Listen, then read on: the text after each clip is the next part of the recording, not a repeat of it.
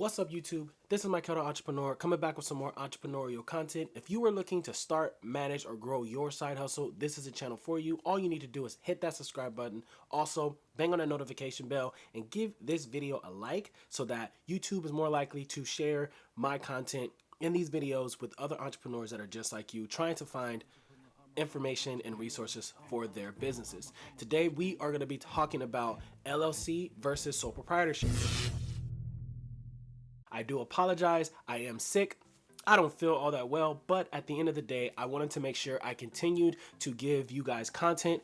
So I'm pushing through it. I just took some medicine, but let's get into the content. I know one of the biggest questions that people ask themselves when they start their business is what type of structure should they elect? And in most cases, a sole proprietorship is probably going to be the safest and the easiest just to get going. But then as your business starts to develop, and it depends also on what type of business that you have or that you want to start, because you might need to go straight into an LLC if you want to have some sense of limited liability. But what we're going to be doing in this video is I'm going to be going over the pros and cons of having a sole proprietorship and the pros and cons of having an actual LLC. So first, we're going to be talking about a sole proprietorship. And a sole proprietorship is mainly for freelancers and small operations. Now, let's go over the pros of having a sole proprietorship. Number one, it's very easy to form with just a few documents that you file at the at your local level. You can actually start your sole proprietorship today, right now. Very simple and very easy. Another pro to having a sole proprietorship is it is the least expensive. Like I said, there's a few documents that you have to file at your local level, and it's like 42 bucks in California, and that's it. You know, you have to pay for some publication, which depends on, you know, the newspaper or the publication that you go through. So honestly, the cost to actually start a sole proprietorship is very minimal. It's very easy, and it's the least expensive out of all of them. The next thing is just it's easy to run and manage. Because it's a sole proprietorship, you are typically doing everything on your own, and I do also have that as a con. We'll get to that in a second, but essentially it's easy to run. You're just answering to yourself. You're, making rules and, making systems for your business. And I mean, it's little to no friction when it comes to the management of the business, because you are the business. You create any and everything that the business needs to have and the systems that you need to put into place to make sure you satisfy your customers and you get your products going and you build your business. The next thing is going to be tax benefits. And we all know, if you have been watching my channel for the life of my channel, you know that I always talk about the tax benefits that comes with having a business. So since you are a sole proprietorship, you can then write off those business expenses under your sole proprietorship. So you may not be an official wink wink business entity, but you can still reap the benefits of those deductions. So we can get into a whole nother video where I could talk about the different deductions that a sole proprietorship can afford you. And these are just my pros. If you guys have any other pros to having a sole proprietorship, please drop them down in the comments below. The last pro is no dedicated tax obligations. And the reason why I said it is because we are comparing this to having an LLC. And we'll talk about what the tax obligations are for an LLC. But as a sole proprietorship, if you don't make any money, then you don't make any money. There's nothing that you have to pay to the franchise tax board at all. That is a really good thing about having a sole proprietorship. Now let's get into the cons of having a sole proprietorship. The first con to having a sole proprietorship is gonna be just, you're doing it by yourself. You answer to yourself, and that's it. If you're just working by yourself, you're working in your own silo, it's very difficult for you to actually create better ideas because you are everything. You decide if something goes to market. You decide if your packaging changes. You decide if you want to add another service. You decide all these things on your own without having anyone's input to say, hey, I think we should go this way or that way. So I do believe that that is a huge con when it comes to having a sole proprietorship. In a sole proprietorship, you have zero limited liability. And that means if someone were to sue your business, they're suing you. I'll repeat that. When someone is suing your business or sues your sole proprietorship or the name of your sole proprietorship, they're not suing the fictitious business name or the sole proprietorship. They're suing you because you are the sole proprietorship. When you have a sole proprietorship, you do not have any blanketed protection legally when it comes to getting sued or anything like that. If someone were to come after you for a lawsuit, they're suing you as that business, and there's no way for you to get out of it. You know, you personally have to take responsibility and pay for whatever wages are garnished or whatever the case is, whatever the settlement is, you have to pay for that. The next con is it's really difficult to raise money as a sole proprietorship because I said it earlier, it's not considered an actual business entity. So when you are seeking out AIs or VCs, it's really difficult for them to invest in a sole proprietorship because it's not technically a business entity. The last thing that I believe is a con to having a sole proprietorship is you have to actually register your business more frequently than you were as an LLC. Typically, when you're a sole proprietorship, you have to register. I think it's every 3 to 5 years, depending on what city or state that you live in.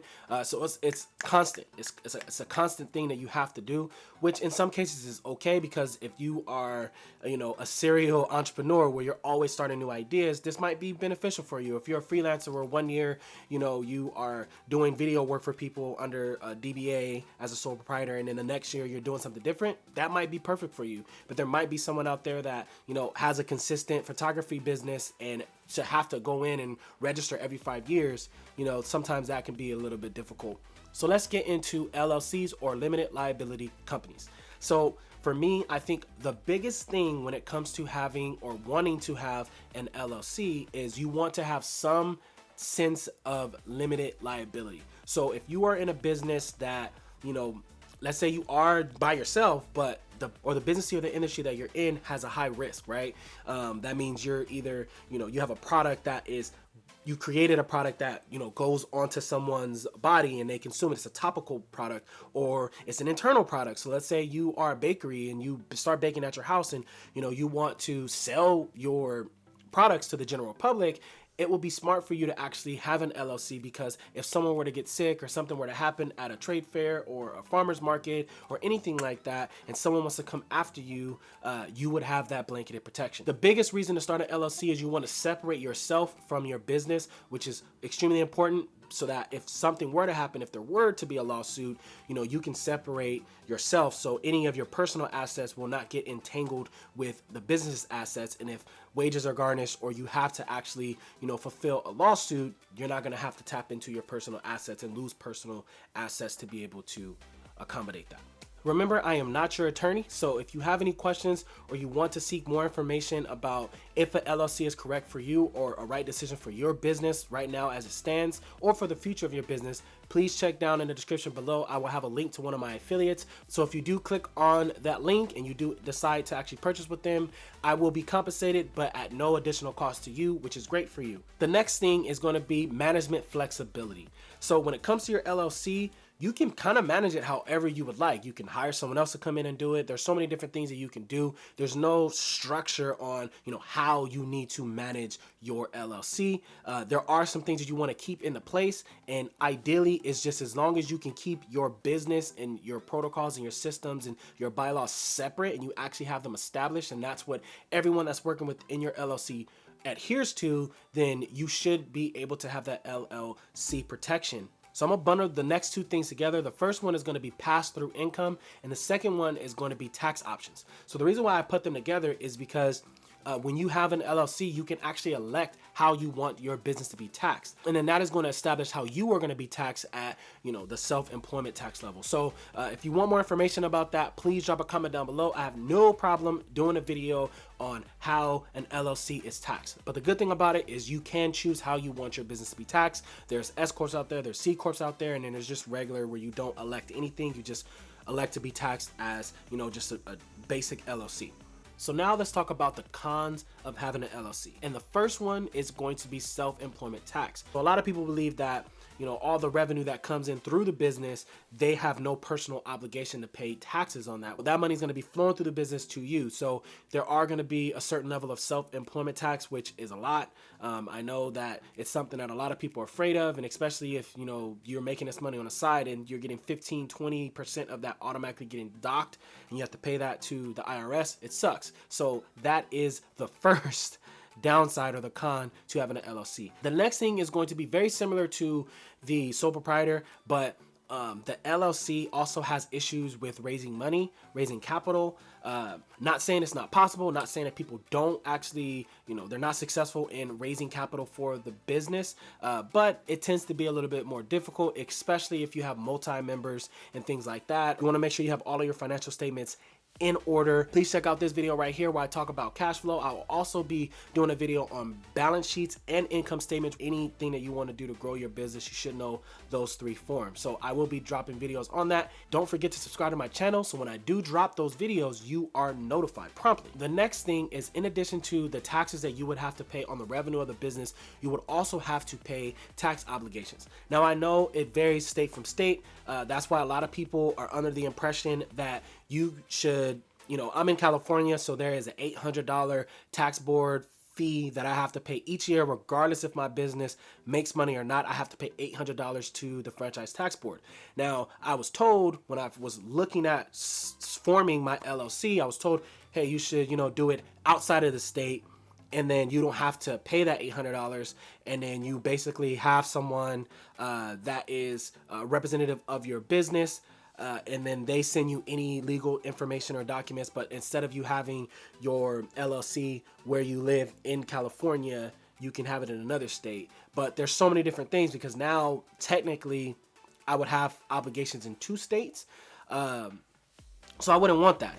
I would have to pay taxes here, because at the end of the day, like, I'm doing business in California, but then I would have other structural obligations in that other state that I choose to actually form my LLC. So I'm just kind of making it more messy for myself, but that's just my opinion. If you agree or disagree, or you have more insight to this process, please feel free to drop a comment down below. And last but not least, structure. So it's the same thing when it comes to sole proprietorship. There's just less structure. You're not mandated to actually run your business a certain way. So, not all LLCs are ran the same. It's not like you have to have certain things in place. It's all up to you. Now, if you have a 501c3, there's certain things that you have to do and certain guidelines that you have to follow. But when it comes to an LLC, like, there's no way to run your LLC. You're running it yourself. So that can be also a downside. So what I'm going to do right now is, on the screen somewhere in this area, probably, I'm going to post up a checklist. I highly suggest you look at both of them, really figure out which one you think is going to be beneficial for you. On the screen, there's going to be a video that's talking about the 3 questions that you should ask yourself before you start your first business. I'll see you guys there.